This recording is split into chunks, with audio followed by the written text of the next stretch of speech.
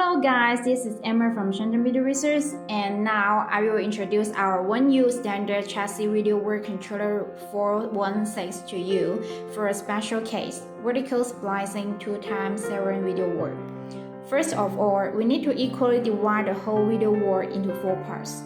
Setting the resolution for each part is 3780x1920 at 60Hz, and each part includes 3.5 screens.